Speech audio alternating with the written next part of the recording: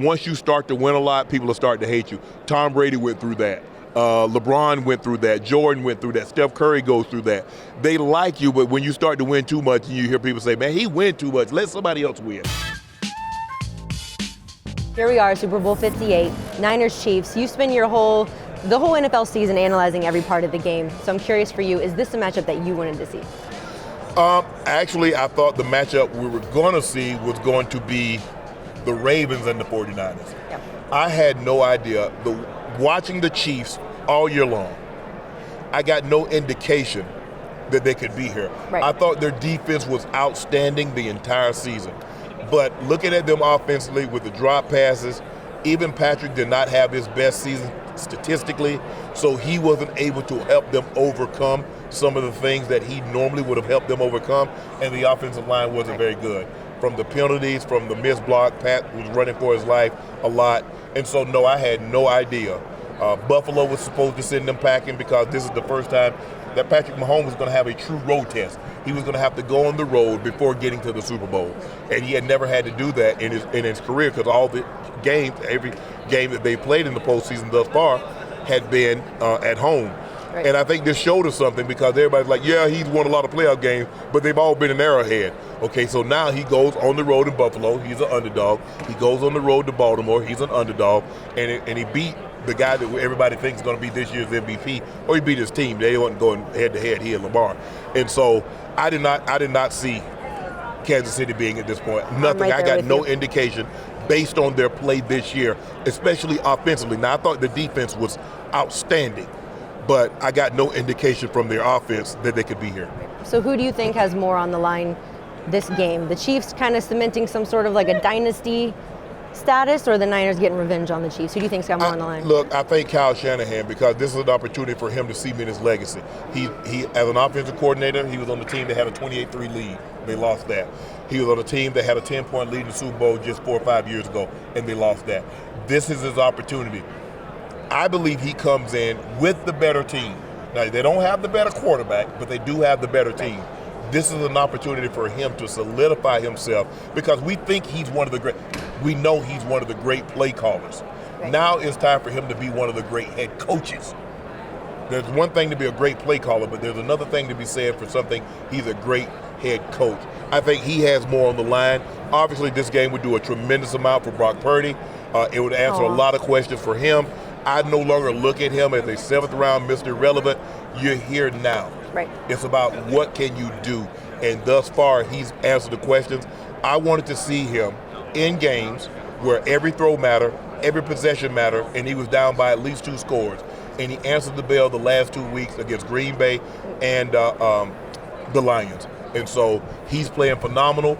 But I don't know if he can fall behind the Chiefs by 17. No. I don't know if he can fall behind the Chiefs by 10 and come back because Mahomes is a different animal than Jordan Love and Jared Goff. Right. I'm excited for this game, I will say. All right, very, very quickly, rapid fire with you. Who's the most unfairly hated quarterback in the league right now? The fairly most... Because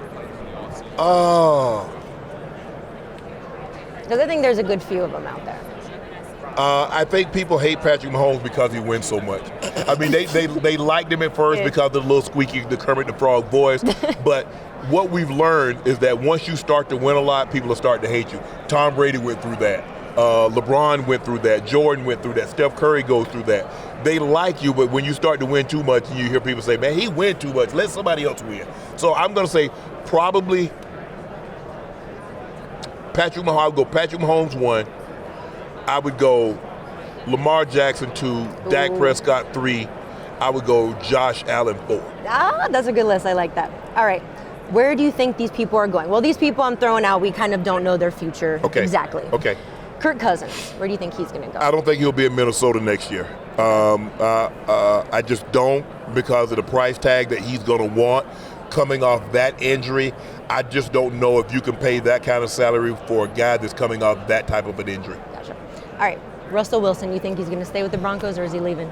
Ideally, I think a great place for him would be Pittsburgh. Obviously, Atlanta would be really good for him, but I think the best place, Justin Fields, would be Michael Vick 2.0 in Atlanta. So I kind of want to see Justin Fields go to Atlanta. So, I do not think Russell will be in Denver next year. Okay. Last two. Bill Belichick. Where would you like to see him? What would you like to see him do in 2025? In 2025, look, he wants that record. He wants that Shula record. Now he's going to have to go somewhere that has a quarterback.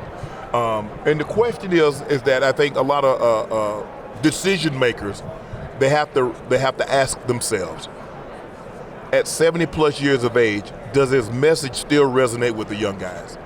When you don't have a Tom Brady type in the locker room. True. Because Tom could manage a lot of things. Because I think it was an Amendola that said, we work for Coach Belichick, we played for Tom. That told you a lot. Yeah. That really tells you a lot. And so I think that's what, but I think he's deserving. I think he deserves an opportunity to say, you know what, let me see if I can do this somewhere. It's tough because they saw the record pre-Brady, they see the record post-Brady. And we see the record with Brady. And the pre and the post is a very good. But I do think he'll get an opportunity in 25 to coach. Okay. They're telling me to wrap it up. We got to here. wrap? Okay. Where do you think Caleb Williams will go? Last one.